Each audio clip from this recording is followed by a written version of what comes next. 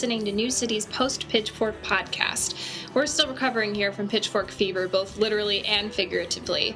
And while the actual heat hasn't gone away, we are cooling down by reminiscing over the festival weekend. Lucky for us, Newcity got a chance to talk to a few artists who were gracing the stages that weekend, including Baths, the Radio Dept, the Fresh and Onlys, and Kylesa. In fact, the song you're listening to is a single by the Fresh and Onlys entitled Waterfall. They were able to give us a bit of perspective on what it's like to perform at a festival like Pitchfork, and possibly a look into the future of the event. Not to mention we got to hear about their future plans, which was great. Will Weisenfield, otherwise known by his stage name Bath, sat down with us pre-performance on the second day of Pitchfork weekend. The cheerful electronic artist was anxious to talk about his upcoming performance the following day of the festival, along with what he's working on right now. Based on what you've heard about Pitchfork, what do you think your experience here will be like?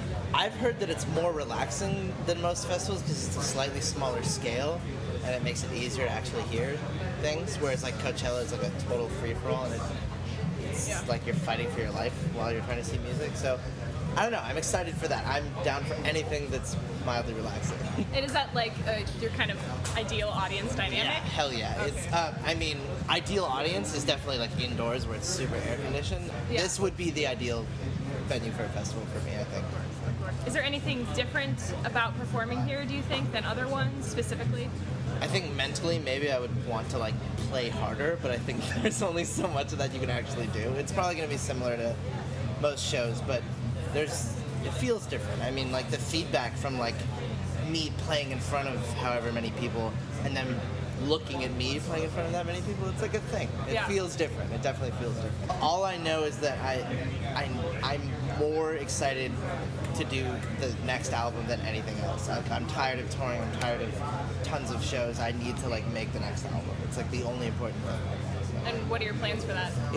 I have a lot of speculative plans, but nothing's recorded yet, so I can't really say. But I know for the most part I'm going to try for something much darker, and like the word I keep using is sort of antithetical to Cerulean, that it's like almost the complete opposite. Just because there's a lot of song concepts and lyrics and things that I've been dwelling on for a long time, even before I made Cerulean, that I need to make now before I think I get like way too happy, I guess, if that makes any sense. No, it does. Yeah. It's based on your last two albums. Yeah, super joyous and crazy, so I need to make the next album. Really stoked. It's interesting that you say need to, just because like... Well, just time-wise, and also I think that it's like, I mean, with any artist, you're always like a first album and that's all there is, and then people make all these assumptions about who you are and all the music that you're going to put out and how everything's going to sound. And it's just, I'm going to work very hard on like establishing myself as a singular entity. For people who are listening who haven't heard your music, how would you describe that to people, if you can? I have a sentence. I say it's songwriting from an electronic perspective, in that I'm incorporating very standard things like verse, chorus, verse, and like human subject matter and that sort of thing, but that the palette of sound is much different than normal songwriting. So. Is there any time frame that we should be looking out for? I'm looking to finish it myself by December, which is looking for possibly an April release, but if I need to, I'm going to take longer, but I don't think I will. Like, we're looking at spring of 2012. Okay. Well, that's it, actually. Cool. That's pretty short. Very easy. But thank you very much. Well, truth be told, Will did not hold back at all during his performance. He rocked the blue stage the next day without inhibition and seemed to be really humbled by the audience's enthusiasm. We're certainly excited about what's in store for Will in the future, and even more anxious for spring of next year now. Baths will be returning to Chicago later in the summer, August 29th to be exact, to perform at the Hideout. Be sure to go check him out if you didn't get to see him at Pitchfork. Fresh and Only sat down with one of our reporters, Rachel Lazar, before a Pitchfork after show at the Empty Bottle on Sunday night. Earlier that day, they had broken in the green stage as one of the first bands to play the last day of the festival. Tim Cohen, the frontman of the group, had a lot to say about the community between artists at Pitchfork and festivals in general. It's something about people like Kurt and like Jared that are so, that you meet on the road, like, you know, everywhere you go, you're just like, oh, there's that guy. And then you have this community of musicians that all sees each other, and like everyone's just so, there's no hatred, there's no bad feelings, and people like that are charismatic and that draw you into their world. And like now that we've been part of this community, like touring bands that just sees each other across the world or whatever, it's sort of just like thrilling, and it makes you want to embrace all those moments of having special people that you wouldn't ordinarily get to meet or hang out with in random strange places that you've never seen or been to. Who did you most like seeing today? I really like Shabazz Palaces. Mm-hmm. They're one of my favorite bands now, and really cool dudes. We met them at South by Southwest, and they blew me away at South by Southwest like twice, and saw them today, and they're just super inviting, friendly guys, and really unique, like the type of hip hop that I love. How does Pitchfork compare with the other festivals where you've played? We've only played, this is our third festival. Oh, okay. We played ATP in England, which is a smaller festival, and indoors, and it was on the rainy coastline of rural England. And we stayed for 3 days, and it was a little bit depressing. It was weird. Just the weather is just always overcast. The place where the shows were at was sort of this vapid, like, family amusement park type of thing. Like a giant shopping mall, basically. It felt like very plastic to me. The bands were amazing. And then we played Barcelona and Primavera, which is like the perfect festival. And there's no bad vibes.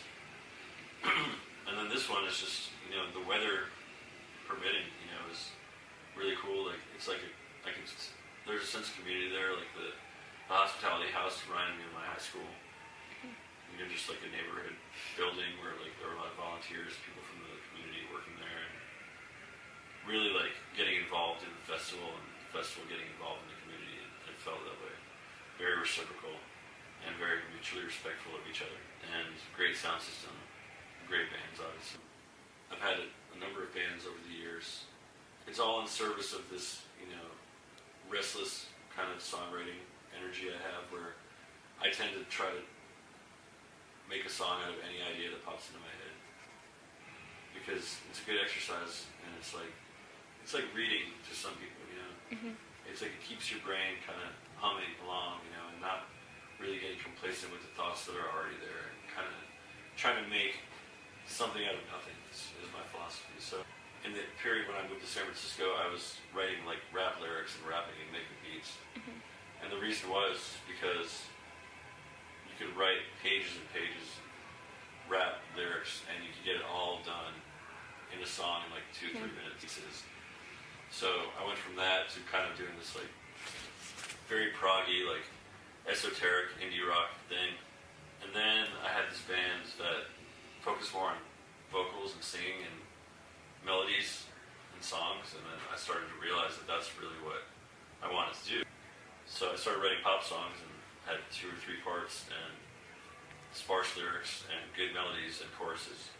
And then from that came this band, the Fresh and Onlys, which is the most, stripped down pop songs. And that's how it started, and then it evolved to, whatever it's becoming now, which is, who knows, it just, once you find something and you find a group of people to share it with, and you have a good energy, and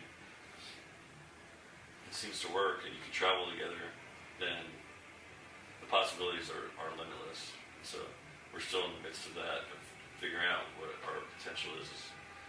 Well, regardless of where they want to take their next album, it sounds like the Fresh and Onlys have a good grasp on their ability to change the band, and that alone is intriguing. Tim Cohen's solo album, entitled The Glad Birth of Love, also drops in limited quantity Tuesday, July 19th, and we're looking forward to hearing that as well.